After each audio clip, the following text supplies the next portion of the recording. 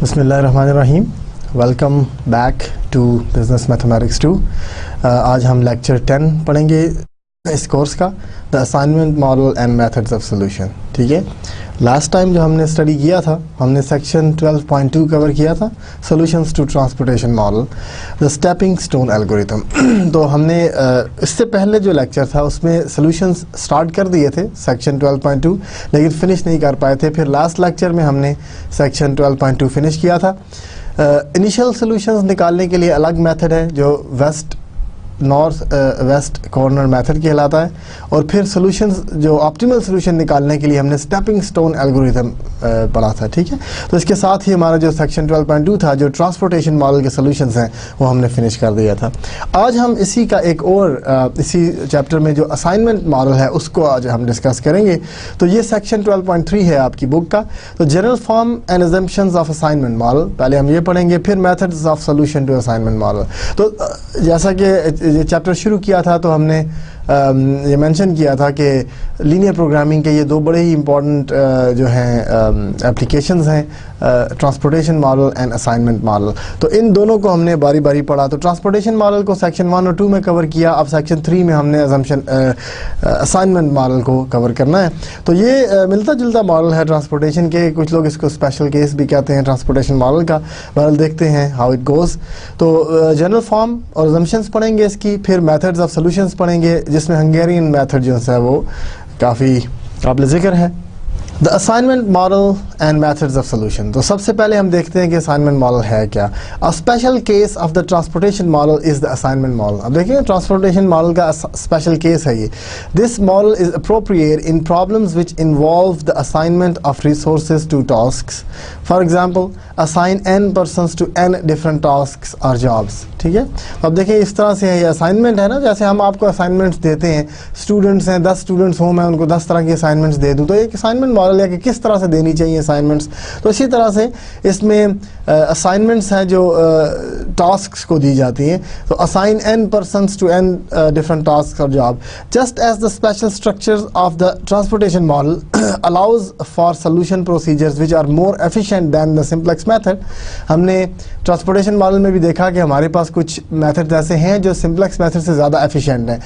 उनकी थीम बिल्कुल simplex method जैसी ही है, लेकिन उनके नेम्स डिफरेंट हैं और थोड़ा बहुत ज़्यादा एफिशिएंट है मेथड वो। So the structure of the assignment model allows for solution methods more efficient than the transportation model.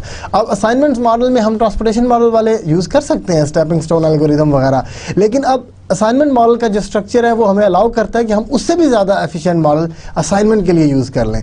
तो उससे भी ज़्यादा अच्छे एफिशिएंट मेथड्स जो हैं, सोल्यूशन मेथड्स, वो हम असाइनमेंट प्रॉब्लम के लिए। तो सिंप्लेक्स मेथड तो जनरल लीनियर प्रोग्रामिंग के लिए हो गया था।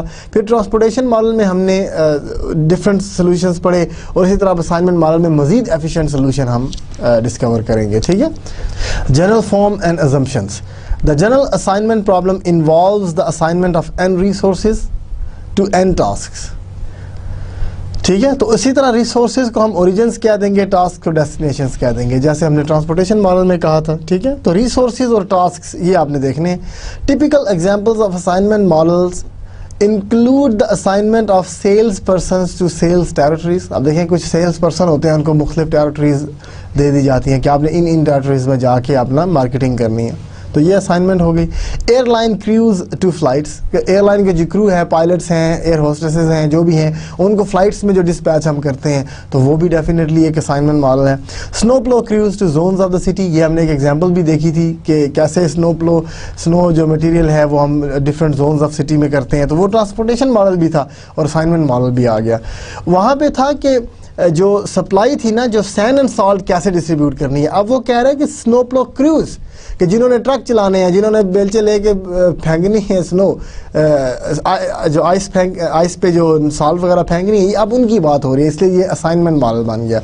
Ambulance units to cells of to calls of service. जो कॉल्स आ रही हैं आपको सर्विस के लिए, उसमें एम्बुलेंस यूनिट्स आपने जो भेजनी है।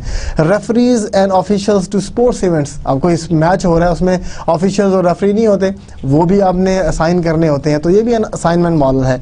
And lawyers within a law firm to cases और क्लाइंट्स, तो जो लॉ फर्म के अंदर लॉयर्स हैं, वकील हैं, उनको जो आपने अपने क्लाइंट्स के लिए डिस्पैच करने हैं या साइन करने हैं, तो वो भी एक असाइनमेंट मॉडल बन जाएगा। अब इसमें ऑब्जेक्टिव जो है वो क्या है हमारा, ट्रांसपोर्टेशन मॉडल में तो हमने कहा था कि कॉस्ट को हम मिनिमाइज करेंगे। The objective in making assignment can be one of minimization और मैक्सिमाइजेशन, ये दोनों ही इसमें भी ऑब्जेक्टिव हो सकते हैं, मिनिमाइजेशन भी हो सकती है, मैक्सिमाइजेशन भी, कि minimization of total time required to complete task, जो आपने टास्क दी है उनको कंप्लीट करने के लिए टाइम को मिनिमाइज कर दें आप, ठीक है, तो ये भी एक हो गया प्रॉब्लम मिनिमाइजेशन का। और maximization of total profit from assigning sales person to sales territories, जो आप सेल्स पर्सन को सेल्स टेरिटरीज पे असाइन कर रहे हैं, उधर से जो आपने प्रॉफिट अर्न करना है उसको मैक्सिमाइज कैसे किया जा सकता है, ठीक है, तो ये दोनों प्रॉब्लम बन सकते हैं यहाँ पे, मैक्सिमाइजेशन भी और मिनिमाइजेशन भी। अब अजम्पशंस क्या है, हमने कहा था कि अजम्पशंस क्या है, तो the following assumptions are significant in formulating assignment models. तो असाइनमेंट मॉडल्स के लिए जो अजम्पशंस हैं वो हम देखते हैं क्या है। 3 अजम्पशंस हैं यहाँ पे। पहली अजम्पशन क्या है, each resource is assigned exclusively to one task, ठीक है, एक रिसोर्स या एक जो सेल्स पर्सन जो भी है आपका ओरिजिन जिसको हमने कहा, उसको एक ही टास्क आपने असाइन करनी है, is assigned exclusively one task, ठीक है। सेकेंड अजम्पशन क्या है, each task is assign exactly one resource, इसी तरह एक टास्क को एक ही रिसोर्स आपने असाइन किया, तो दोनों तरफ से ये 1 to 1 है, ठीक है। Assumption 3, for purposes of solution, the number of resources available for assignment must equal the number of tasks to be performed।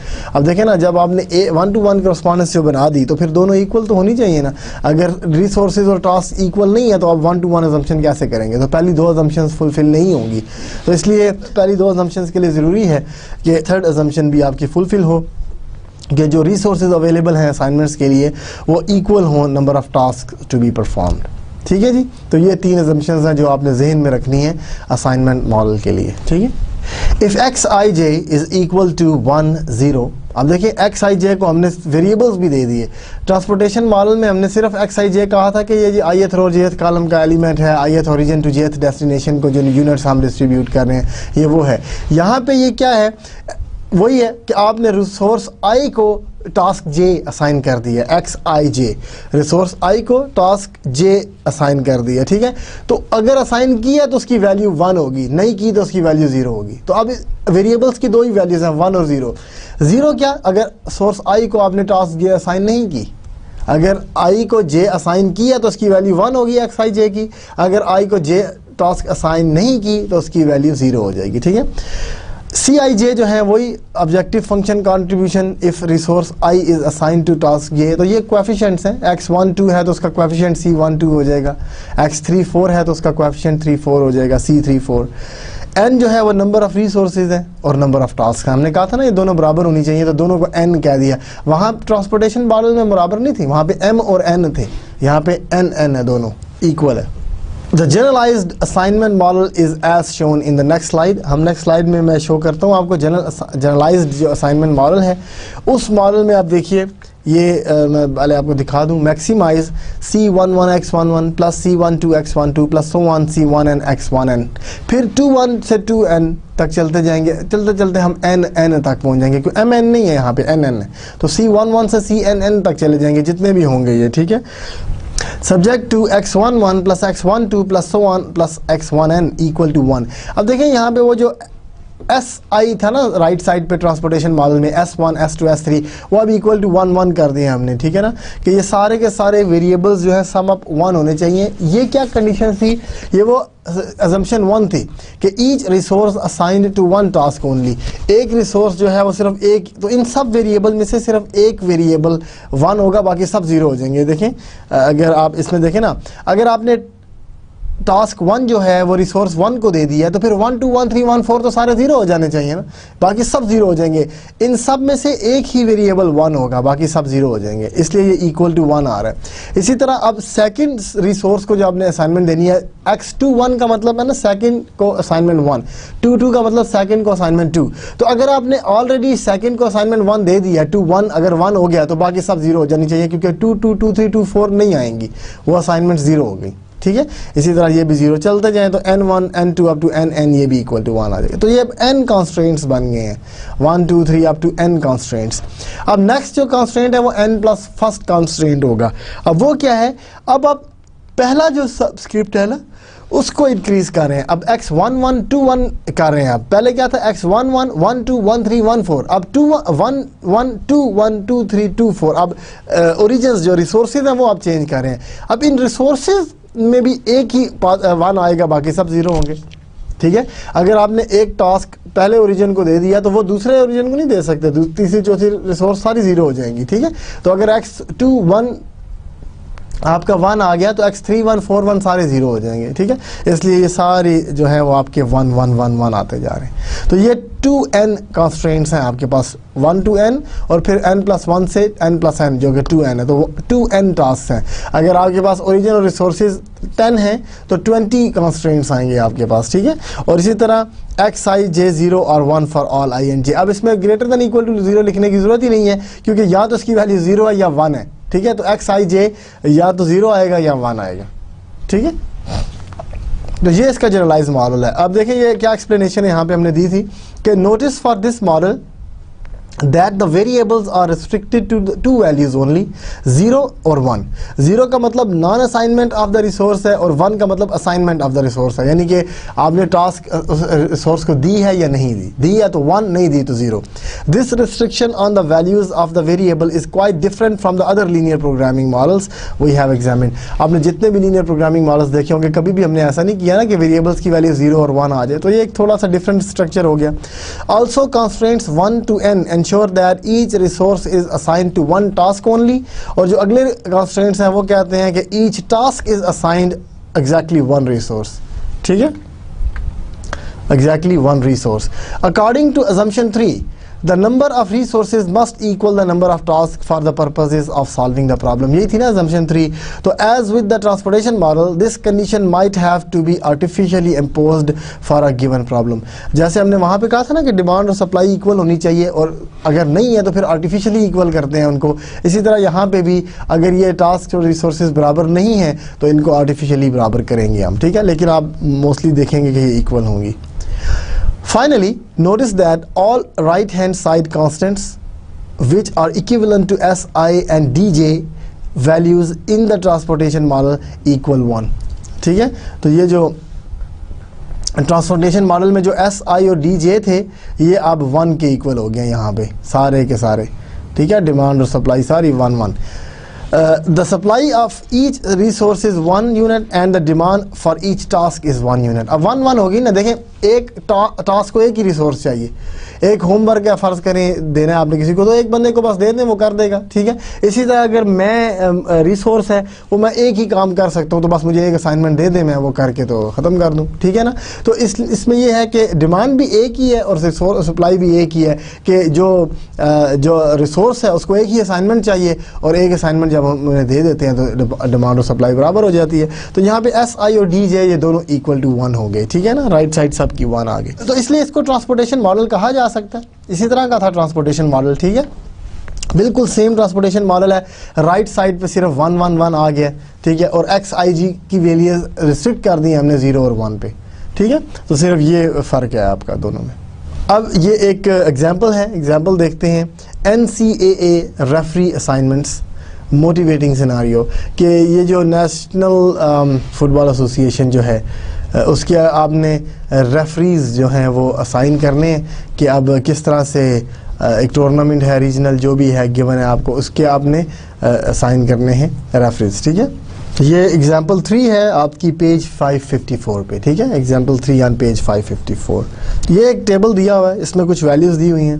Team of officials जो हैं 1 2 3 4, ये 4 ऑफिशियल्स दिए हुए हैं। रीजनल टूर्नामेंट असाइनमेंट भी है कि ईस्ट को हमने क्या देना है, मिड वेस्ट को, फार वेस्ट को और साउथ वेस्ट को। ये रीजन्स हैं, 4 रीजन्स हैं बेसिकली, 4 जोन्स हैं, उनकी टीमें हैं, तो डेफिनेटली उनको ऑफिशियल्स देने हैं। तो उनकी जो कॉस्ट है, रिक्वायरमेंट है, ज़ाहिर है अगर आपने एक ऑफिशियल एक रेफरी चुनना है तो उसको पैसे देने हैं ना आपने, कि कितने पैसे में आपने हायर करना। तो ये सारी चीज़ें दी हुई हैं कि अगर आप ऑफिशियल 1 को ईस्ट में भेजेंगे तो $6600 डिमांड करेगा, मिड वेस्ट में भेजेंगे तो 7200, डिपेंड करता है ना वो कितना दूर है उससे। ठीक है, तो ये नेशनल कॉलेजिएट एसोसिएशन है, ये national collegiate athletic association NCAA American association है, ठीक है। ये डिवीजन 1 बास्केटबॉल टूर्नामेंट करवा रहे हैं, ठीक है। In preparing for the 4 regional tournaments, ठीक है। ये 4 रीजनल जो टूर्नामेंट्स हैं, ईस्ट का, मिड वेस्ट का, फार वेस्ट का और साउथ वेस्ट का, ये टेबल के टॉप पे देख सकते हैं आपको, ठीक है। Tournament committee has selected 4 team referees who have been judged to be most qualified for this year's tourney, ठीक है। तो अब उसने 4 ऑफिशियल्स, 4 रेफरीज जो हैं इन्होंने कमेटी ने सेलेक्ट किए हैं, ठीक है। Each team of officials consist of 6 regular referees and 2 alternates, ठीक है। तो एक टीम जो ऑफिशियल्स की उसमें 6 रेफरीज हैं और 2 अल्टरनेट्स हैं, who also travel to the regions tournaments in the event that illness, injury or other circumstances preclude the participation official in form of a different athletic committee, ठीक है। तो इसमें यह है कि जो 2 अल्टरनेट रखे हैं वो क्यों रखे हैं, कोई इलनेस, कोई इंजरी, कुछ भी हो सकता है, तो 6 ऑफिशियल्स की तो ज़रूरत है, 6 रेफरीज की, तो 2 स्पेयर में रख लिए, ठीक है। अब वो कह रहा है जी कि the committee has selected the teams in such a way that each official is from a different athletic conference, ठीक है। अब ये भी एक this is to give the appearance of unbiased officiating, ठीक है। अब जो भी अनबायस करने के लिए उन्होंने जो भी किया, बहरहाल आपने ये याद रखना है कि एक टीम ऑफिशियल्स की जो टीम ऑफ ऑफिशियल्स है उसमें 6 रेफरीज हैं, 2 अल्टरनेट्स हैं, तो ये अब हमने डिस्पैच करने हैं 4 रीजन्स में, ठीक है ना। तो officials are paid a standard tournament fee plus travel expenses, ठीक है। उन्हें एक स्टैंडर्ड टूर्नामेंट फ़ीस भी पे की जाती है और फिर ट्रैवल एक्सपेंसेस भी उन्हें पे की जाते हैं। The travel expenses vary depending upon the region, tournament location they are assigned. This table summarizes the estimated travel expenses for each team according to regional tournament assigned, ठीक है जी। The committee wants to assign the 4 teams of officials so as to minimize the total travel expenses। अब ये आपको ये travel expenses हैं इनके, ठीक है ना। इस टेबल में ट्रैवल एक्सपेंसेस है। अगर फर्स्ट टीम को अगर हम ईस्ट रीजन में भेजेंगे तो उसका ट्रैवल एक्सपेंसेस 600 आएंगे। अगर साउथ वेस्ट में भेज देंगे तो $7,050 आ जाएंगे। ये इधर कामा है, इशारा पॉइंट नहीं है, ठीक है। $7,050 आ जाएंगे। तो ये सारा जो है आपके पास कॉस्ट आ गई, ठीक है ना। अब इसमें हमने क्या करना है, अब इसको हमने फॉर्मुलेट करना है। तो this problem can be formulated as an assignment model, ठीक है। तो कैसे, लेट XIJ, अब देखिए ना, असाइनमेंट मॉडल इसलिए कि आपने एक रेफरी असाइन करना है किसी रीजन को, तो 2 ही चीज़ है ना, या तो आपने उसको असाइन किया या नहीं किया, ठीक है। तो इसलिए असाइनमेंट मॉडल ही बन रही है। तो XIJ 1 होगा अगर if team I is assign to tournament, और टूर्नामेंट J, और 0 आएगी if team I is not assign to tournament J, ठीक है। तो ये 2 तरह की असाइनमेंट्स होंगी आपकी। The problem formulation is as follows. Maximize, minimize है, ये मिनिमाइज होना चाहिए। हमने ये कॉस्ट है तो कॉस्ट को मैक्सिमाइज तो नहीं किया जा सकता, ठीक है। तो ये आप मिनिमाइज का प्रॉब्लम है, ये टोटल कॉस्ट है, ट्रैवल एक्सपेंसिव को तो मिनिमाइज करना है हमने, ठीक है। तो ये टाइपिंग मिस्टेक है यहाँ पे। Z इज इक्वल टू, अब देखें X11 क्या है, यहाँ पे वेरिएबल X11 है ना, कि टीम ऑफ ऑफिशियल्स 1 को टूर्नामेंट 1 में आपने असाइन किया या नहीं किया, तो ये X11 आता है, ठीक है। इसी तरह ये X21 आ जाएगा, ठीक है, इस तरह। तो ये तो कॉस्ट थी ना, उनके ट्रैवल की कॉस्ट थी। तो अगर X11 ऑफिशियल्स आपने 1 को असाइन किए हैं तो ये मल्टीप्लाई हो जाएंगे ना आपस में, ठीक है। ये भी मल्टीप्लाई हो जाएगा और ऐड करते जाएंगे हम, ठीक है। इसी तरह X जो 1-2 है, 1-2 ये मल्टीप्लाई हो जाएगा 7,200 से। चलते जाएं तो ये आखिरी X44 है, X44 मल्टीप्लाई हो जाएगा 700 से। तो अब अगर इधर जाके आप देखें तो 7,000 है ये, ठीक है, 7,000, ठीक है। तो 7,000 है तो ये देख लें 6600 टाइम्स X11, 7200 टाइम्स X12, चलते जाएं आखिरी क्या 7,000 टाइम्स X44, ठीक है। इन सब को आपने अपने अपने वेरिएबल से मल्टीप्लाई करके ऐड कर देना। तो 16 टर्म्स होंगी आपके ऑब्जेक्टिव फंक्शन में, 16 टर्म्स जो कि कॉस्ट फंक्शन है। सब्जेक्ट टू द कॉन्स्ट्रेंट्स, तो कॉन्स्ट्रेंट्स तो बिल्कुल स्ट्रेट फॉरवर्ड है, इसमें तो आपने कोई चेंजिंग करनी नहीं ना। पहले आपने क्या करना है, ये देखिए सेकंड सबस्क्रिप्ट चेंज करता जा रहा हूँ। X11 1 2 1 3 1 4, 2 1 2 2 2 3 2 4, 3 1 3 2 3 3 3 4, 4 1 4 2 4 3 4 4, ये आ गया। फिर जब आपने वो करना है सेकंड जो लिखनी है, उसमें आप पहले सबस्क्रिप्ट को चेंज करते जाना है। X11 2 1 3 1 4 1, X12 2 2 3 2 4 2, फिर 13 23 33 43, फिर x 14 24 34 44 और इक्वल टू 1 है सब, हर एक में 4 4 आ रहे हैं इक्वल टू 1, ठीक है ना। At the end X I J is equal to 0 और 1 for all I and J, कि ये सारे या तो 0 होंगे या 1 होंगे, ठीक है। तो ये एक हमने मॉडल फार्मूलेट कर लिया असाइनमेंट। तो असाइनमेंट मॉडल बनाने का बहुत ही आसान तरीका देखें, कॉन्स्टेंट्स तो फिक्स्ड हैं, इसके कॉन्स्टेंट्स तो चेंज होने ही नहीं। ऑब्जेक्टिव फंक्शन आपने टेबल से देख के बना लिया, सार ये 16 थे, कॉस्ट दी हुई थी इधर, आपने अपने वेरिएबल से मल्टीप्लाई किया और ऐड कर दिया, तो ये कॉस्ट फंक्शन बन गया। Constants 1 to 4 ensure that each team of officials is assigned to 1 tourney site only, और constants 5 to 8 assure that each site is assigned exactly 1 team of officials, ठीक है। तो आप देखें यहाँ पे X I J of course constant 1 और 4, इसीलिए तो 1 1 1 1 के इक्वल आए हैं कि अगर x1 2 1 के इक्वल है, फर्ज करें x1 2, जस्ट एग्जांपल मैं दे रहा हूँ, फॉर एग्जांपल अगर मैं x1 2 को 1 कर दिया, इसका क्या मतलब है कि फर्स्ट ऑफिशियल को सेकंड टोर्नी में भेज दिया साइट को, ठीक है ना। तो 1 ऑफिशियल 1 को हमने सेकंड साइट पे भेज दिया है, तो अगर ये 1 है तो फिर x1 1 0 हो जाएगा, x1 3 भी 0 हो जाएगा और x1 4 भी 0 हो जाएगा। अगर आपने फर्स्ट ऑफिशियल को सेकंड लोकेशन पे भेज दिया तो अब बाकी 3 लोकेशन पे तो उनको नहीं भेजा जा सकता ना, बाकी 3 लोकेशन पे किसी और को भेजेंगे आप, ठीक है। इसलिए ये बाकी सारे 0 हो जाते हैं और इन चारों का सम 1 आ जाता है। ये मैंने पहले को सॉल्व किया, ठीक है। इन सब का सम जो है वो 1 आ जाता है, ठीक है। तो ये एक चीज़ है इसमें कि हर कॉन्स्ट्रेंट में एक ही वेरिएबल 1 है, बाकी सब 0। अब इनके सोल्यूशन मेथड्स क्या हैं, ठीक है, कि जो सोल्यूशन मेथड्स हैं, अब ज़ाहिर हमने सोल्यूशन भी निकालना है इसका। इसमें हम जो मैंने शुरू में स्टेट किया था कि इसमें हम सिंप्लेक्स मेथड तो है ही है, उसके बाद स्टेपिंग स्टोन एल्गोरिथम भी है, सब कुछ है, लेकिन अभी हम मज़ीद एफिशिएंट बनाने के लिए असाइनमेंट मॉडल को एक और मेथड डिस्कस करेंगे। Assignment models can be solve using various procedures, these include total enumeration of all solutions. और देखिए बिल्कुल पहली एग्जाम्पल याद करें अगर हम, ठीक है, तो हमने टोटल सॉल्यूशंस बाय इन्यूमरेशन पढ़ा था एक, ठीक है ना, तो वो भी किया जा सकता है। 0-1 प्रोग्रामिंग मेथड, ये एक और मेथड है। द सिंप्लेक्स मेथड जो हम पढ़ चुके हैं, ये भी मेथड है। ट्रांसपोर्टेशन मेथड्स जो कि स्टेपिंग स्टोन है उसमें एल्गोरिथम, वो भी हम कर सकते हैं। एंड स्पेशल पर्पस एल्गोरिथम्स, ठीक है, ये एक नई चीज़ है, special purpose algorithms. These techniques are listed in an order reflecting increasing efficiency.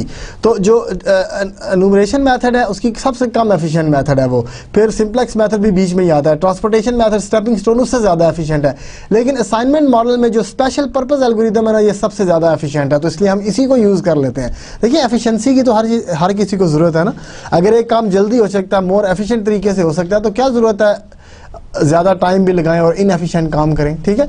तो एक स्पेशल पर्पस एल्गोरिथम जो है वो हमारा काफ़ी एफिशिएंट यहाँ पे रहेगा। One of the most popular methods is the Hungarian method. ये हंगरी नहीं है जो कंट्री भी है, तो उधर से निकला, ये हंगेरियन मेथड क्या लें, हंगेरियन मेथड क्या लें, ठीक है। हंगेरियन मेथड जो है वो एक पॉपुलर मेथड है असाइनमेंट मॉडल्स के लिए। अब हम पढ़ते हैं कि हंगेरियन सोल्यूशन है क्या, हंगेरियन मेथड जो है असाइनमेंट मॉडल्स के लिए वो है क्या। The Hungarian method is based on the concept of opportunity costs। तो सबसे पहले एक चीज़ जो आपने याद रखनी है वो ये है opportunity costs, ठीक है, इस पे ये बेस कर रहा है कि opportunity cost। आगे हम डिफाइन करेंगे ये क्या है। There are 3 steps in implementing the method। अब स्टेप्स 3 स्टेप हो गए यहाँ पे, इसको भी आप याद रख लें, ठीक है, कि 3 स्टेप प्रॉब्लम है ये। First, an opportunity cost table is constructed from the table of assignment costs। अब जो assignment cost जो टेबल था, जो वेरी फर्स्ट टेबल जो मैंने शो किया, वो भी assignment cost टेबल था। तो अगर opportunity cost टेबल कंस्ट्रक्टेड वहाँ से हमने opportunity cost टेबल बनाना है, ठीक है। Second, it is determined whether an optimal solution or assignment can be made or not। If an optimal assignment cannot be made, the third step involves a revision of the opportunity cost table। तो देखिए काम सारा opportunity cost का ही है। Basic assignment cost table आपको given होगा, आपने उधर से अपॉर्चुनिटी कॉस्ट टेबल बनाना है और फिर स्टेप 2 बताता है क्या ये ऑप्टिमल हो गया कि नहीं, अगर हो गया तो ठीक है, नहीं हुआ तो वापस स्टेप 1 पे चले जाएं और रिवाइज करें अपॉर्चुनिटी कॉस्ट टेबल को, ठीक है। Let's illustrate the algorithm with the following example. तो हम एक एग्जांपल देखते हैं और इस एल्गोरिथम को देखते हैं कैसे ये काम करता है, ठीक है। कोर्ट स्केड्यूलिंग, तो एग्जाम्पल कोर्ट स्केड्यूलिंग की हम दे रहे हैं।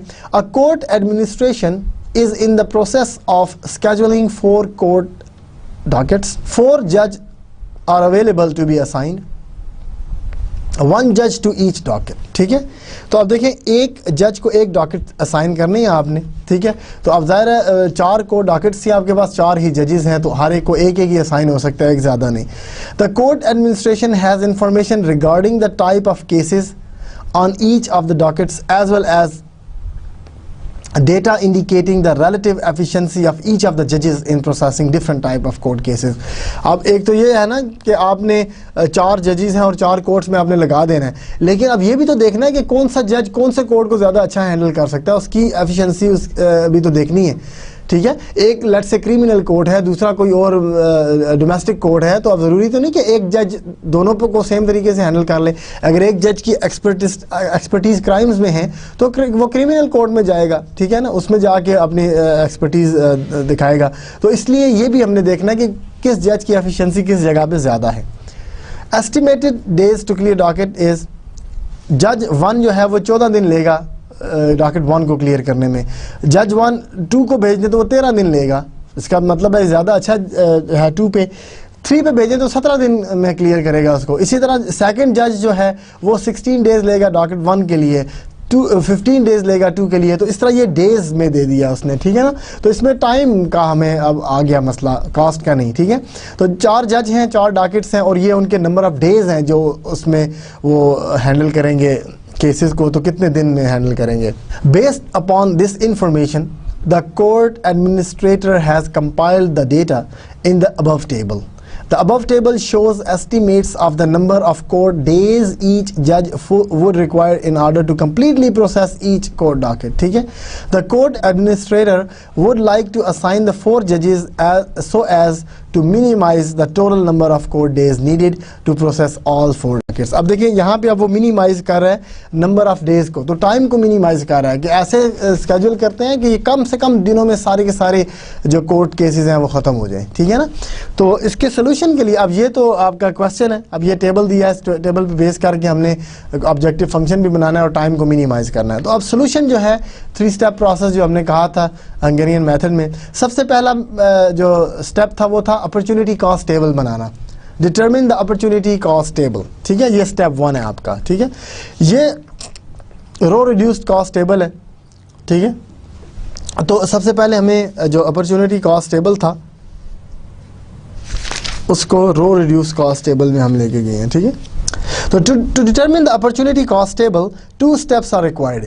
First, least cost element in each row is identified and subtracted from all elements from that row. ठीक है, सबसे पहले तो एक रो में देखें कि सबसे छोटा एलिमेंट कौन सा है और उनको सब्ट्रैक्ट कर दें, तो ये रो रिड्यूस्ड कॉस्ट टेबल कहते हैं इसको. ठीक है, रो रिड्यूस्ड कॉस्ट टेबल. ये कैसे निकालना है आपने कि आपने पिक करना है यहाँ से, ये देखें इस टेबल में सबसे मिनिमम वैल्यू क्या थी पहली रो में, फर्स्ट रो में मिनिमम ये था ना. ठीक है, ये सब्ट्रैक्ट कर दें सब में से.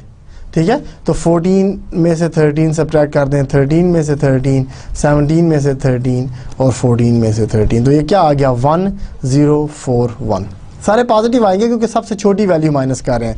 इसी तरह ये सेकंड टेबल में ये 15 माइनस कर दें, ये वाला 15 या ये वाला 15 जो भी है. ठीक है, इसमें ये 14 माइनस हो जाएगा और इसमें 13 माइनस हो जाएगा. तो इन अपनी रो में से एक रो में से सबसे छोटा एलिमेंट माइनस कर दें, दूसरी रो में से उसका छोटा एलिमेंट माइनस कर दें. ठीक है, तो देखें 1041 यही मैंने निकाला था 1, ये देखें हमने नीचे निकाला 1041. यहाँ पे क्या निकलेगा 1010, तो सेकंड देखें 1010 आ गया सेकंड रो में 1010. इसी तरह 4063 और 7025 आ गया. ये रो रिड्यूस कॉस्ट टेबल है. तो ये पहला स्टेप है.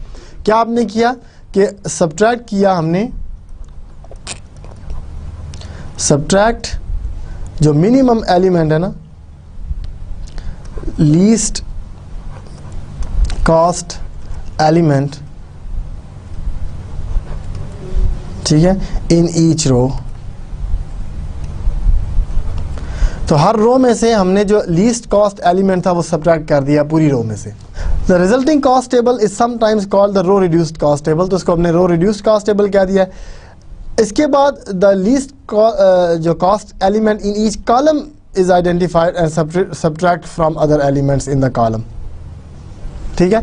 अब अपॉर्चुनिटी कॉस्ट के लिए क्या करना है हमने, जो अपॉर्चुनिटी कॉस्ट टेबल है ये कैसे आया, अब जो रो रिड्यूस कॉस्ट टेबल था ना उसमें अब कॉलम्स में चले जाएं, अब लीस्ट कॉस्ट का एलिमेंट कॉलम में निकालें, least cost element in each column ये आइडेंटिफाई करें, ठीक है, इन ईच कॉलम आइडेंटिफाई, तो आइडेंटिफाई करें इस कॉलम में सबसे छोटा एलिमेंट क्या है, 0 है ना, ठीक है, तो ये माइनस हो जाएगा, इसमें भी 0, इसमें भी 0, इसमें भी 0, तो 0 0 0 0 ये आ गए सारे, ठीक है। And subtract from that column, और उस एलिमेंट को कॉलम में सब्ट्रैक्ट कर देना। अब यहाँ पे सारे 0 हैं तो इसका मतलब है ये चेंज नहीं होगा। अपॉर्चुनिटी कॉस्ट टेबल मेरा ख्याल है कि मैंने ये पिछले टेबल में ये तो निकाल लिया हमने अपॉर्चुनिटी कॉस्ट टेबल, ये मैं अरेज करता हूँ, पिछली स्लाइड में जाएं,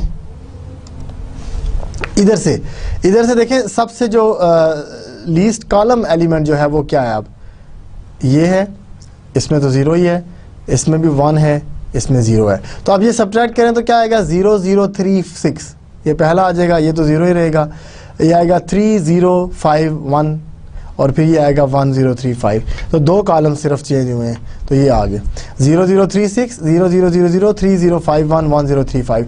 पहले क्या किया कि रो में से लीस्ट एलिमेंट सब्ट्रैक्ट कर दिया, वो रो रिड्यूस्ड टेबल बन गया, उसके बाद कॉलम में देखें सबसे छोटा एलिमेंट क्या है वो माइनस कर दें, तो वो आपके पास अपॉर्चुनिटी कॉस्ट कॉलम आ जाएगा, ठीक है, ये अपॉर्चुनिटी कॉस्ट टेबल कहलाता है। अब ये पहला स्टेप हमारा हो गया अपॉर्चुनिटी कॉस्ट टेबल का।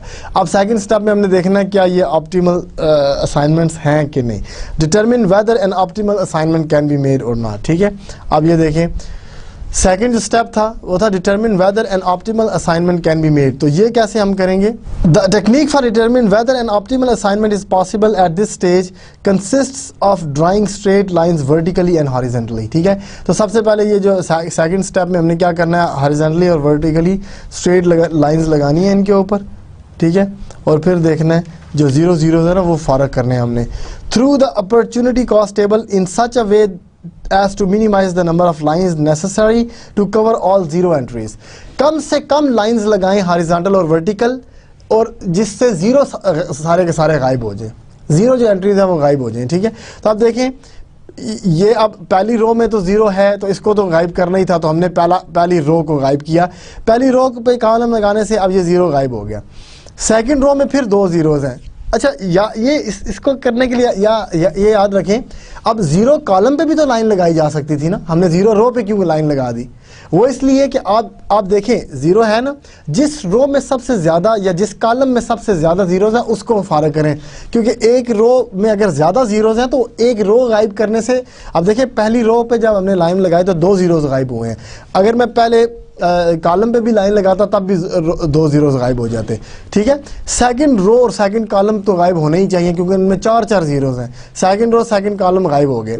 अब देखिए जब हमने सेकंड रो और सेकंड कॉलम गायब किया है ना तो ये 0 तो गायब हो गया, ये वाला 0, ठीक है। अब देखिए पहले कॉलम पे अगर मैं लगाता तो वो भी ठीक था, पहली रो पे अगर लगाता तो वो भी ठीक था, ठीक है। तो इसलिए या तो पहली 2 रोज और दूसरे कॉलम पे लगा लें या पहले 2 कॉलम्स और दूसरी रो पे लगा लें, सारे 0s गायब हो जाएंगे। तो ये जो हॉरिजॉन्टल और वर्टिकल लाइंस इस तरह से लगानी है कि आपके सारे के सारे 0s गायब हो जाएं और कम से कम लाइंस लगानी पड़े आपको, ठीक है, कम से कम लाइंस लगानी पड़े। If the number of lines equal either the number of rows or number of columns in the table, an optimal assignment can be made। अब वो कह रहा है कि अगर तो आप लाइनें लगाएं और पूरी की पूरी चारों रोज कवर हो जाएं या सारी के सारे कॉलम्स कवर हो जाएं, फिर तो हम ऑप्टिमल असाइनमेंट पे पहुंच गए हैं, ठीक है। अगर रोज या कॉलम्स बच जाते हैं और आपके 0s गायब हो जाते हैं तो फिर अभी ऑप्टिमल असाइनमेंट नहीं हुई, ठीक है। तो ये देख लें अभी हमारे पास 3rd और 4th रो बच गए हैं ना, पहले 3 कॉलम भी बच गए हैं, 2 रोज और 1 कॉलम कवर हुआ, इसका मतलब है सारी रोज और सारे कॉलम नहीं कवर हुए, तो इसका क्या मतलब हुआ कि अभी ये ऑप्टिमल सोल्यूशन फाइंड नहीं हुआ। तो इसका मतलब है 3rd स्टेप में चले जाएं।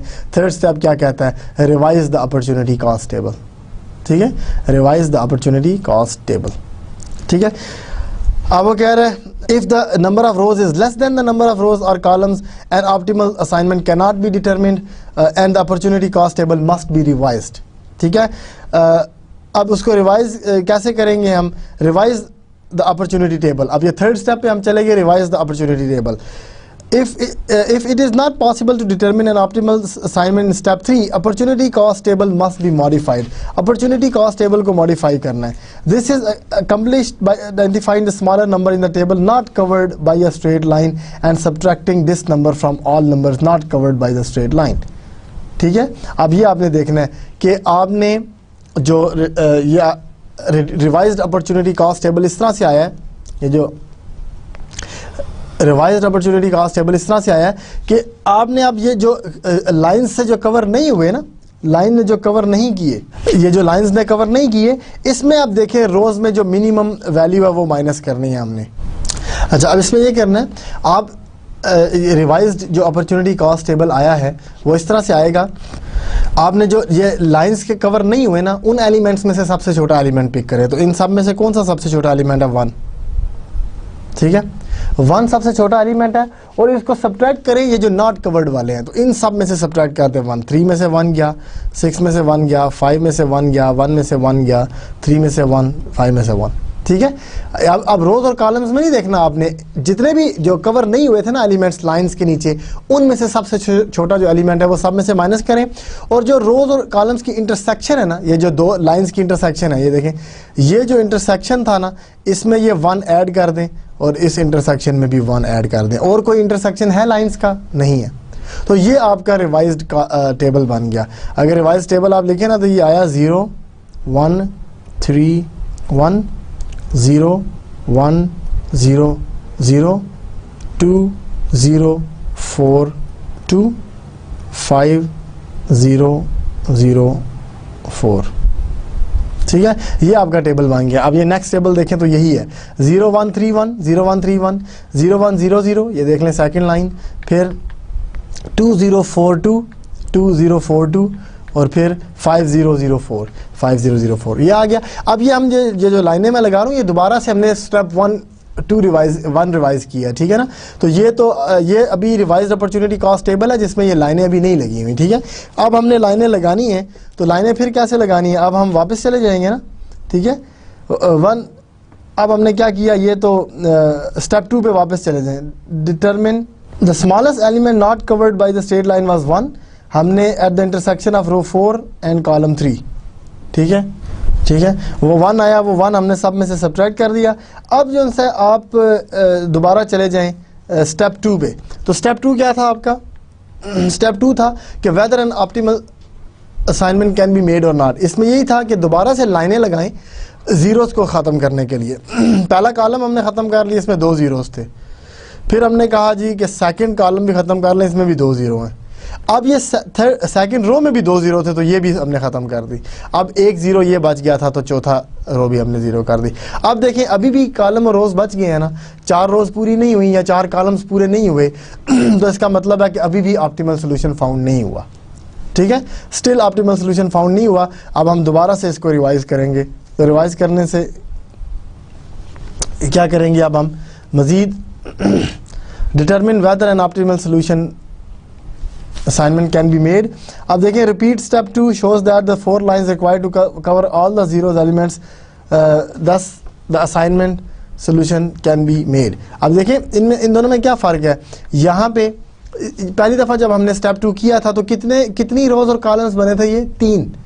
पहली 2 रोज़ और दूसरा कॉलम गया था, तो 3 लाइंस हमने लगाई थी।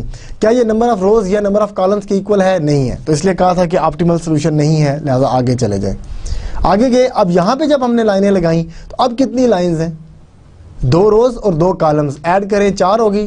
4 is equal to number of rows and number of columns. ठीक है, तो 4 लाइनें जो हैं वो रोज़ या कॉलम्स के इक्वल हैं, इसका मतलब है ऑप्टिमल सोल्यूशन आपको मिल गया यहाँ पे। ठीक है, तो ये चारों रोज़ या चारों कॉलम्स कवर नहीं करने, जितनी भी लाइंस लगाई हैं आपने उनको ऐड करें। यहाँ पे 4 लाइंस लग गई हैं, तो 4 लाइंस इक्वल है नंबर ऑफ रोज़ या नंबर ऑफ कॉलम्स के, लिहाजा optimal solution is optimal assignment can be made now. ठीक है, तो अब वो कह रहा जी कि optimal solution the optimal assignments may not be apparent from the table. ठीक है, क्योंकि टेबल तो हमने वो माइनस प्लस करके निकाले हुए हैं ना, तो अभी हमें नहीं पता कि टेबल बना है कि नहीं। लेकिन one procedure for identifying assignments is select a row और column in which there is only 1 0 and make assignment to that cell. There is only 1 0 in column 4। देखिए कॉलम 4 में सिर्फ एक जीरो आ रहा ना, ये वाला, ये एक जीरो आ रहा है कॉलम 4 में। दस द फर्स्ट असाइनमेंट इज जज 2 टू डार्क 4। अब जज 2 को हमने डार्क 4 में ले जाना है, ठीक है। एक ही जीरो था जो सा है आपके, एक ही जीरो था आपके फोर्थ कॉलम में, लिहाजा फोर्थ डॉकेट को पहले मिलेगा असाइनमेंट, और जीरो की जो पोजीशन थी वो सेकंड जज की थी, तो सेकंड जज जो है वो डॉकेट 1 को असाइन हो गया, 4 को असाइन हो गया, ठीक है। 2 चला गया 4 पे, ठीक है। Thus the first assignment to that cell docket column 4, thus the first assignment is judge 2 to docket 4. Since no other assignments can be made in row 2 or column 4, we cross them off. ठीक है ना। अब मसला ये है ना कि column 2 और 4 में अब कोई असाइनमेंट्स नहीं मिल सकती, तो इसको ख़त्म कर दें, ठीक है। अब इसमें यहाँ पे देखें, ये जो टेबल था ना, ये टेबल हमने इधर दोबारा बनाया, ठीक है। अब देखिए ये वाला जीरो किस कॉलम में एक रो या एक जीरो है, पहले में था या इसमें था, ठीक है ना। वो हमने ये देखना कि जो क्रॉस आउट नहीं हुआ पहले, ठीक है ना, जो क्रॉस आउट नहीं हुआ वो ये है, ये जीरो था, ठीक है। इसलिए पहली असाइनमेंट थी वो जज 2 से 4 डॉकेट पे चलेगी, ठीक है। तो ये अब वो कह रहा है कि इसको क्रॉस आउट कर दें, अब हमें ये नहीं चाहिए, ठीक है। ये क्योंकि सेकंड असाइनमेंट की कॉलम 4 को हो गई तो ख़त्म हो गई बात। अब देखें अब जो रह गए हैं उसमें ज़ीरो कौन सा है, ठीक है। नेक्स्ट जो है अब वो कह रहा है कि ये हमने रो 2 और कॉलम 4 क्रॉस ऑफ कर दिया है। लुक फॉर अ रो और column in which there is only 1 0। अब देखें कि किसमें 1 0 है, ठीक है। The remaining assignments are apparent since there are 3 0 elements in and there are only not much elements in the row and column. The optimal assignment of 4 judges. अब देखें यहाँ पे सब में एक एक आ गया, इधर आ गया, ये जीरो, ये 1 1 है, ये एक जीरो है, ठीक है। तो 1 1 में चला गया, ये जो हमने लिखा है जज 1 डॉकेट 1 में चला गया। अब इसको भी क्रॉस आउट कर दें, इसको भी क्रॉस आउट कर दें, हम ये क्रॉस आउट हो गया, ठीक है। अब देखें इसमें जाएँ तो ये ज़ीरो है, तो जज 3 जो है वो डॉकेट 2 पे चला गया, इसको भी क्रॉस आउट कर दें, ये भी चला गया, ठीक है। अब ये 0 एक ही बचा है, तो अब ये 4 जो है वो थर्ड पे चला गया, अब इसको भी क्रॉस आउट कर दें, ठीक है। देखें कंप्लीट हो गया। तो ये जो ज़ीरोज़ है ना, ये आपने जज 1 1 पे चला गया, जज 2 4 पे चला गया, जज 3 2 पे चला गया, और जज 4 3 पे चला गया, और इसमें 58 डेज़ आपके टोटल हैं, ये जो मिनिमम है, ठीक है। तो जज 1 अगर 1 को हैंडल करे तो 14 डेज़ में कर लेगा, क्योंकि ये अब ओरिजिनल टेबल से हमने देखना है। जो पहला टेबल था ना आपका ये, अब इसमें देखिए हमने कहा कि जज 2 को हमने 15 जज 2 को हमने 4 को असाइन किया तो ये 15 थे, ये वाला आया। फिर जज 1 और को 1 में असाइन किया तो ये 14 डेज़, जज 3 को हमने 2 पे असाइन किया था तो ये 14 डेज़, जज 4 को हमने 3 में असाइन किया तो 15 डेज़। ये हैं वो 14 14 15 15 ये डेज़ हैं आपके जो इधर लिखे हैं हमने, ठीक है। ये देखिए 14 15 14 15 ये आपके 4 डेज़ हैं और 58 डेज़। अगर अलग अलग भी प्रोसीडिंग्स करें तो टोटल 58 डेज़ आपके लगेंगे, और आपका ये मिनिमम टाइम में आपका सोल्यूशन आ जाएगा। तो एक दफ़ा से फिर रिपीट करते हैं, समरी करके मैं उस एग्जाम्पल को दोबारा रिपीट करूँगा। Summary of the Hungarian method, determine the opportunity cost table, ये पहला स्टेप था। कैसे डिटरमिन करना है? Determine the row reduced cost table by subtracting the least cost element in each row from all elements in the same row, ठीक है। तो हमने सबसे पहले क्या किया कि रो रिड्यूस्ड कॉस्ट टेबल निकाला by subtracting the least cost element in each row from all the elements in the same row, ठीक है। फिर उसके बाद जब वो रो रिड्यूस्ड जो आ गया आपके पास कॉस्ट टेबल, उसके अब कॉलम्स में से देखना है कि कॉलम में जो सबसे छोटा एलिमेंट है वो उस कॉलम में से सब्ट्रैक्ट कर दें, सेकंड कॉलम का जो छोटा एलिमेंट है वो सेकंड कॉलम से सब्ट्रैक्ट कर दें। इस तरह करते जाएंगे तो अपॉर्चुनिटी कॉस्ट टेबल आ जाएगा। Using the row reduced cost table, identify the least cost element in each column and subtract from all elements in that column, ठीक है। subtract that from all elements in that column। तो ये जो आपको opportunity cost table दे देगा। Opportunity cost table के बाद step 2 की तरफ चले जाएंगे, जो कहता है कि determine whether or not an optimal assignments can be made, ठीक है। ये हमने देखना है। Draw the minimum number of straight lines necessary to cover all zero elements in the opportunity cost table, ठीक है। अपॉर्चुनिटी कॉस्ट टेबल में आपने ज़ीरोस ख़त्म करने हैं और मिनिमम लाइंस के थ्रू, ठीक है ना, मिनिमम लाइंस लगा के आपने ज़ीरो करने हैं।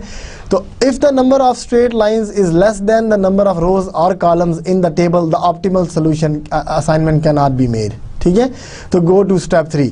अगर आपका जो नंबर ऑफ रो लाइंस जो आपने लगाई हैं उनको ऐड करें, अगर तो वो रो या कॉलम्स के इक्वल आ गई हैं तो फिर तो ऑप्टिमल सोल्यूशन है, अदरवाइज ये ऑप्टिमल असाइनमेंट नहीं है। स्टेप 3 में चले जाएं।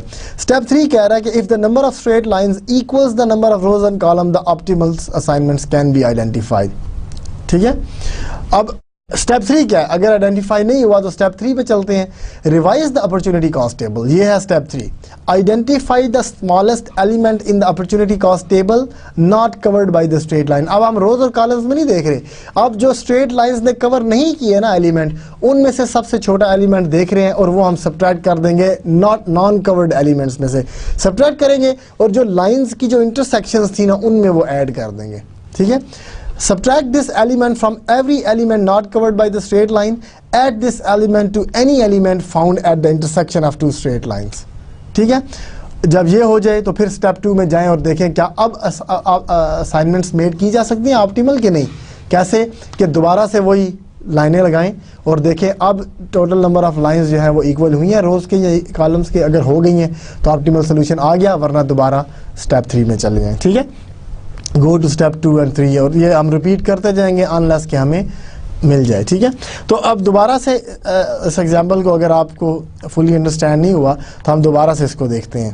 ठीक है, ये है तो रो रिड्यूस कास्ट टेबल हमने कैसे निकाला। ठीक है, मैं आपको एक टेबल बीच में डाल के तो रो रिड्यूस कास्ट टेबल भी निकाल देता हूँ। ठीक है, ये एग्जांपल हम दोबारा देखते हैं। ये देखें, ये टेबल है आपके पास। ठीक है, सबसे पहला स्टेप आपने क्या करना है? ठीक है, पहला स्टेप ये है कि आपने हर रो में से मिनिमम जो वैल्यू है वो सब्ट्रैक्ट करनी है। तो दोबारा लिखते हैं टेबल 14 13 17 14। मैं दोबारा टेबल बना रहा हूँ 14 13 17 14 16 15 16 15 18 14 20 17 20 13 15 18। ये आपके पास आ गया।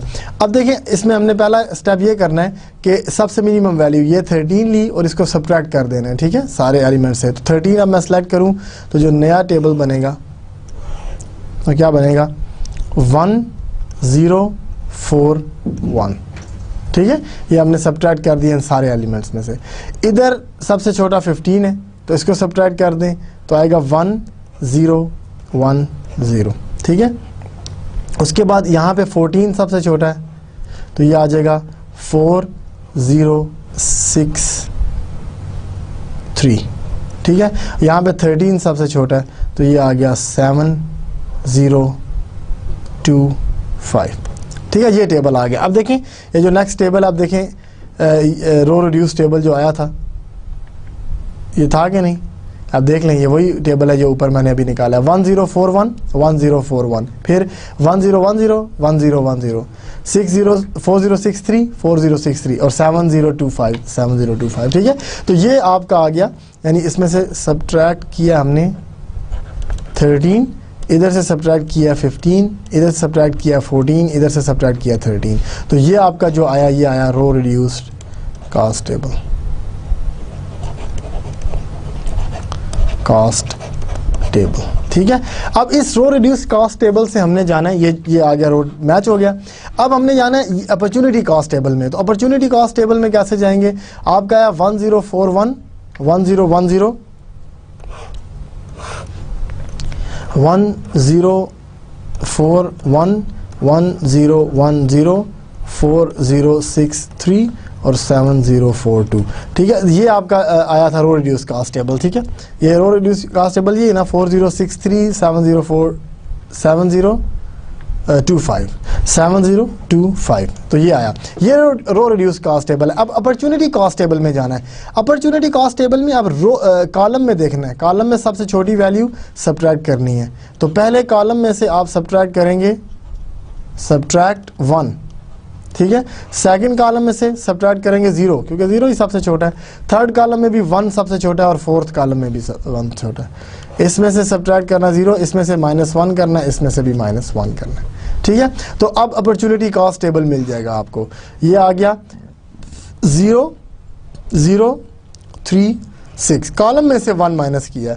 सेकंड कॉलम में से 0 ही माइनस करना है तो वो 0 ही रहे। थर्ड कॉलम में से 1 माइनस करना है तो 3 0 5 1। फोर्थ कॉलम में से 1 माइनस करना तो 0 हो गया, 0 3 और 5, ठीक है। ये ऊपर 104 नहीं, इसमें 0 था, ये हमने क्या गलती कर दी। ये 0 है, ये देखें, ये 1 नहीं 0 है। ये 0 सबसे छोटा एलिमेंट है फोर्थ कॉलम में, तो सब्ट्रैक्ट 0 करेंगे हम। तो जब 0 सब्ट्रैक्ट किया तो ये आखिरी कॉलम जो है ये आपका 1035 ही रहे, तो ये आ गया 1035। अब देखें ये आपका आया अपॉर्चुनिटी कॉस्ट टेबल, ठीक है। ये आपका आ गया opportunity cost table. Opportunity cost table अब देखें ये वही है 0031 0031। सेकंड रो 0 है, 3053 3053 6015 6015, ठीक है। तो ये अपॉर्चुनिटी कॉस्ट टेबल आ गया। अपॉर्चुनिटी कॉस्ट टेबल आने के बाद हम क्या करते हैं, हम इन पे लाइनें लगाते हैं। इसके बाद हमने ये करना है कि इसके ऊपर लाइनें लगाएं कि कौन सी इस तरह से लाइनें लगाएं कि ज़्यादा से ज़्यादा 0 आपके ख़त्म हो जाएं और कम से कम लाइनें लगाएं। तो देखें, अगर आप पहला कॉलम करते हैं ख़त्म और फिर दूसरा कॉलम ख़त्म करते हैं, तीसरा भी कॉलम ही ख़त्म कर देते हैं, चौथा भी कॉलम, तो ये गलत बात है, ठीक है। ऐसे नहीं आपने करना। आप सबसे पहले देखें कि इसमें सबसे ज़्यादा 0 थे, ये गायब कर दें। सेकंड कॉलम में सबसे ज़्यादा 0 थे, ये गायब कर दिए, ठीक है। अब देखें, या तो पहला कॉलम जाएगा या पहली रो। तो पहली रो अगर हम निकाल दें तो ये, अब ये कितनी लाइंस हैं, number of lines equal to 3, तो जो कि लेस देन है नंबर ऑफ रोज और कॉलम्स के। ये या तो नंबर ऑफ रोज के या नंबर ऑफ कॉलम्स के बराबर हो जानी चाहिए, ठीक है। लेकिन ये किसी के बराबर नहीं है, दोनों से कम है। इसका मतलब है ऑप्टिमल सोल्यूशन नहीं आया। Optimal assignments can not be made, can not be made at this stage, ठीक है। इस स्टेज पे नहीं बना सकते हम, क्योंकि ये इक्वल होना चाहिए था, ये नंबर ऑफ लाइंस इक्वल आनी चाहिए थी नंबर ऑफ रोज के। अब ये केस हो गया तो आगे चलते हैं। अब ये आपका अपॉर्चुनिटी कॉस्ट टेबल था, ये हमने माइनस प्लस कर दिया। अब इसके बाद क्या करना है, ये जो +1 -1 है, ये क्या करना है। अब वो ये कह रहा है कि जो नॉन थे ना 0031, मैं दोबारा से लिखता हूँ उसको 0031, दूसरा सारा ही 0 था, तीसरा जो है वो 3053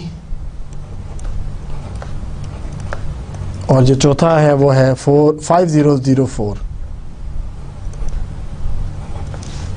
5015, यह 6015 6015। तो ये है आपका वो टेबल अपॉर्चुनिटी कास्ट वाला, और इसके ऊपर ये लाइनें लगी थी, ये सारा कुछ, ठीक है।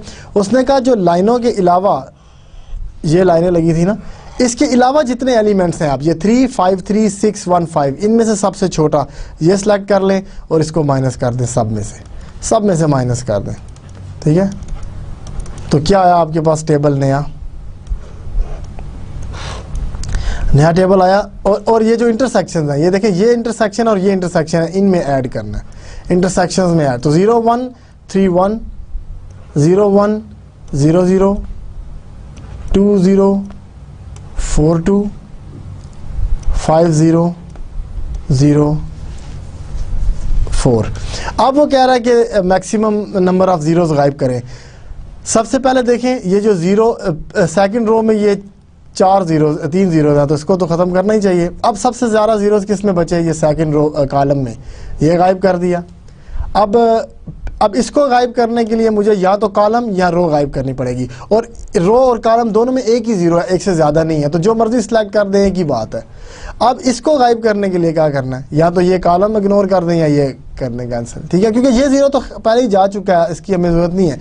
अब या तो ये रो जाएगी या कॉलम। अब देखें इससे कम रोज़ में आप जीरोस गायब नहीं कर सकते थे। आप कोशिश करके देखें, क्या इन चार ये जो लाइनें मैंने लगाई हैं 1 2 3 4, इन 4 से कम लाइनों में ये सारे जीरोस गायब होते हैं? अगर आप होते हैं तो लगा के देख लीजिए, नहीं होंगे, ठीक है। तो अब ये नंबर ऑफ़ लाइन्स जो हैं ये इक्वल टू 4 आया, and which is the same as number of rows and columns, ठीक है।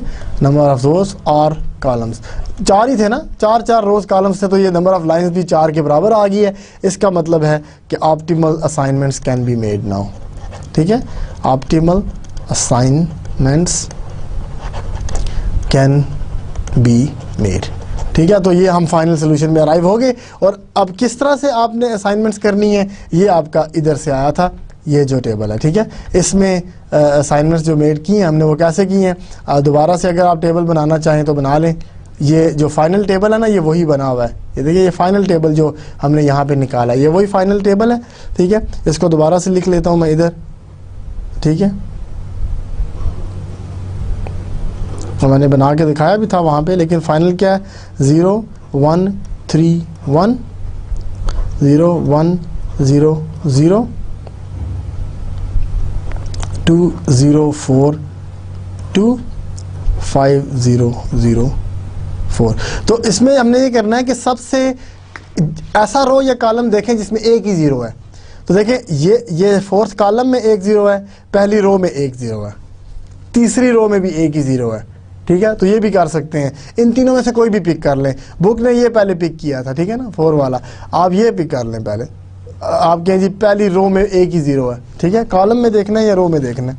सिर्फ कॉलम में देखना है, ठीक है। एक रो या कॉलम ऐसा आइडेंटिफाई करें जिसमें एक ज़ीरो है। तो जैसे हमने फर्स्ट कर लिया, अब ये हमने, इसका मतलब है फर्स्ट जज को फर्स्ट डॉकेट में असाइन कर देंगे 1 to 1, ठीक है।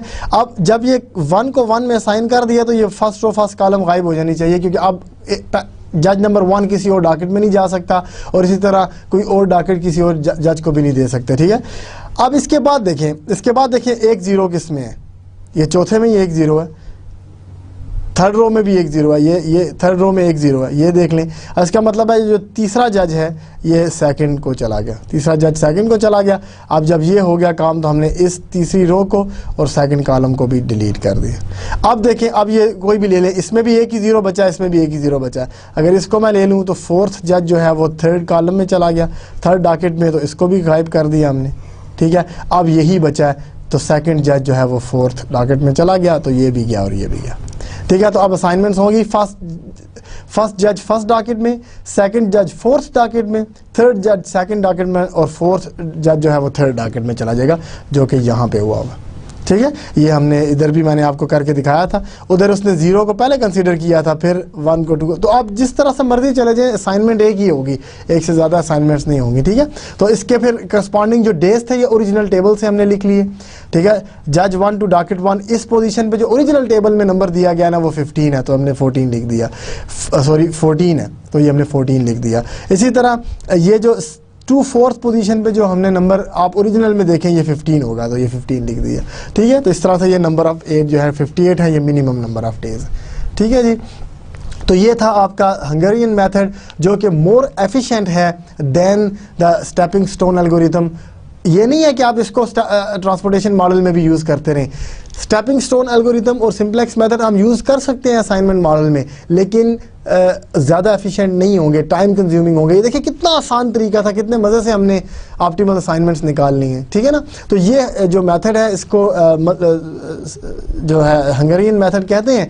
ये आपका बहुत एफिशिएंट मेथड है असाइनमेंट मॉडल्स के लिए। तो असाइनमेंट मॉडल आप इसी मेथड से सॉल्व करें, ठीक है। बहुत आसान था, रोज़ में से मिनिमम वैल्यू माइनस की, फिर कॉलम में से मिनिमम वैल्यू माइनस की, लाइनें लगाई, पूरी होगी तो ठीक है, वरना और जो सा वो सब्ट्रैक्ट किया नंबर एक मिनिमम नंबर सब में से, फिर लाइनें लगा के देखा। तो बहुत ही आसान ये प्रोसीजर है, 3 स्टेप प्रोसीजर। एक दफ़ा करने से ऑप्टिमल असाइनमेंट्स मिल जाए तो ठीक है, वरना दोबारा से स्टेप्स रिवाइज करें। और जब इधर हमने 2 दफ़ा करना पड़ा, एक दफ़ा हम गए रिवाइज़ किया तो हमें ऑप्टिमल सोल्यूशन मिल गया, ठीक है। तो ये काफ़ी था हमारे लिए। तो हमने 3 स्टेप रिवाइज भी कर दिए कि अपॉर्चुनिटी कॉस्ट टेबल निकालना है, वो 2 स्टेप में निकलता है। पहले रिड्यूस्ड कॉस्ट टेबल निकलता है, फिर अपॉर्चुनिटी कॉस्ट टेबल निकलता है, फिर लाइनें शाइनें ड्रा करके हम देखते हैं कि ऑप्टिमल सोल्यूशन आया कि नहीं। अगर नहीं आया तो फिर हम 3rd स्टेप की तरफ जाते हैं। 3rd स्टेप से हम रिवाइज करते हैं अपॉर्चुनिटी कॉस्ट टेबल को। अब अगर ऑप्टिमल सोल्यूशन मिल गया तो ठीक है, नहीं तो स्टेप 2 में दोबारा जाएं, फिर देखें कि ऑप्टिमल सोल्यूशन मिला कि नहीं।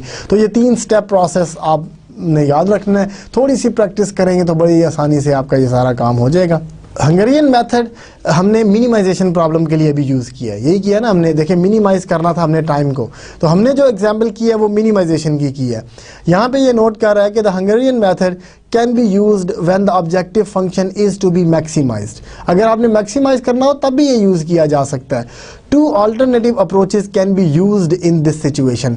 इस सिचुएशन में 2 अल्टरनेट अप्रोचेज हैं जो यूज़ कर सकते हैं। अगर आपने मैक्सिमाइजेशन सॉल्व करना है तो क्या कर सकते हैं आप, the science on the objective function coefficients can be changed and the objective function can be minimised.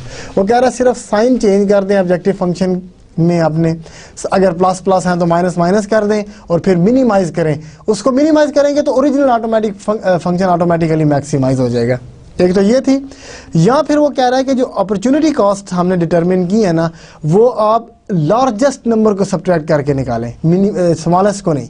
अभी हमने क्या किया था कि स्मॉलेस्ट नंबर को सब्ट्रैक्ट किया था। अब वो कह रहा है कि आप डिटरमिन करें by subtracting the largest element in a row और column rather than the smallest element. सबसे छोटे एलिमेंट को माइनस करने की बजाय सबसे बड़े एलिमेंट को माइनस करें तो आपका मैक्सिमाइजेशन प्रॉब्लम हो जाएगा। या तो ये काम कर ले, या आप ऑब्जेक्टिव फंक्शन में साइन चेंज करके यही प्रोसेस फॉलो करें जो हमने मिनिमाइजेशन के लिए किया था। ठीक है, तो 2 तरह से मैक्सिमाइजेशन प्रॉब्लम हैंडल हो सकता है। दोबारा से मैं रिपीट करता हूँ।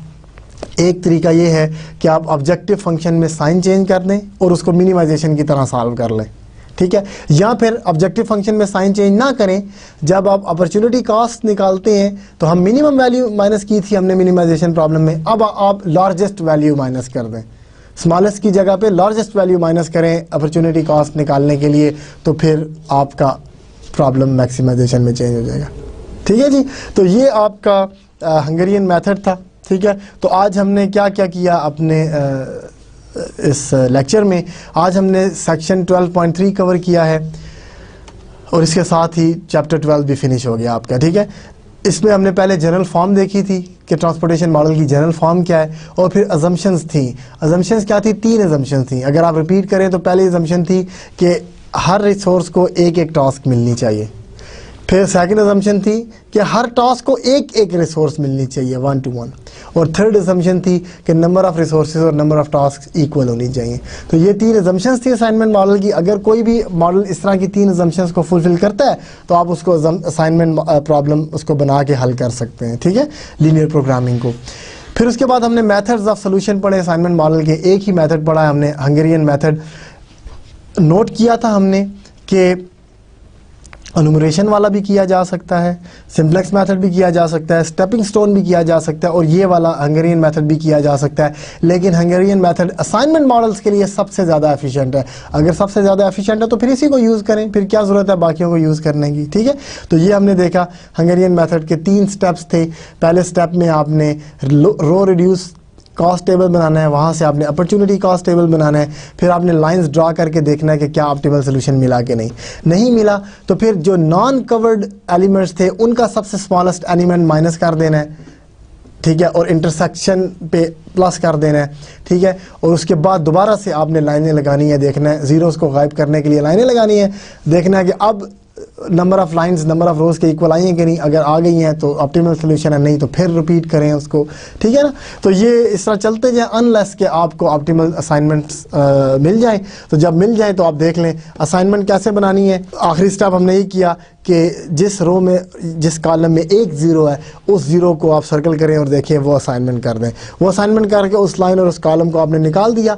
अब बाकी रोज़ और कॉलम्स में देखें 1 0 कहाँ पे है, फिर उस 0 पे आप असाइनमेंट देके उस रो कॉलम को भी आप करते जाएं अनलेस के सारे रिसोर्सेज सारी टास्क को असाइन हो जाएं, या सारी टास्क्स सारी रिसोर्सेज को असाइन हो जाएं, तो आपके पास असाइनमेंट्स जो हैं वो मिल जाएंगी, और वो मिनिमम या ऑप्टिमल असाइनमेंट कहलाएंगी। उससे बेहतर आप नहीं कर सकते असाइनमेंट्स को। ठीक है जी, अब ये जो हमारा बिजनेस मैथमेटिक्स 2 में दो तरह के कोर्स थे। एक तो यही था जो आप अप्लाइड मैथमेटिक्स था, जो हमने लीनियर प्रोग्रामिंग पढ़ी।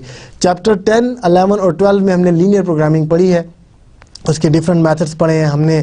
ग्राफिकल मेथड पढ़ा चैप्टर 10 में, सिंप्लेक्स मेथड पढ़ा चैप्टर 11 में, और ट्रांसपोर्टेशन मॉडल के लिए स्टेपिंग स्टोन एल्गोरिथम और असाइनमेंट मॉडल के लिए हंगेरियन मेथड पढ़ा चैप्टर 12 में। तो तीनों चैप्टर्स में हम लीनियर प्रोग्रामिंग करते रहे हैं, मुख्तलिफ किस्म के सिनारियोज़ के लिए मुख्तलिफ मेथड सॉल्व करते रहे हैं। अब ये अप्लाइड मैथमेटिक्स का पोर्शन आपका ख़त्म हो गया।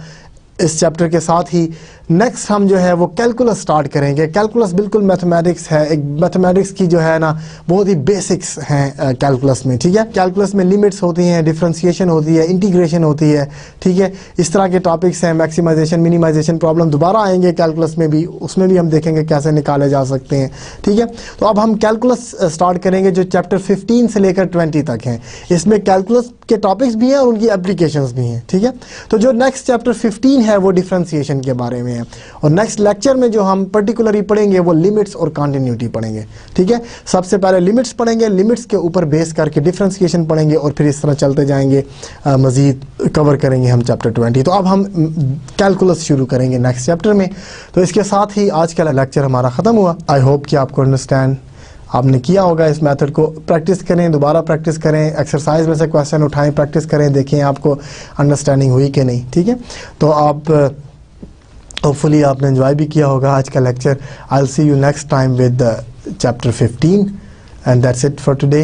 अस्सलाम वालेकुम एंड अल्लाह हाफिज़।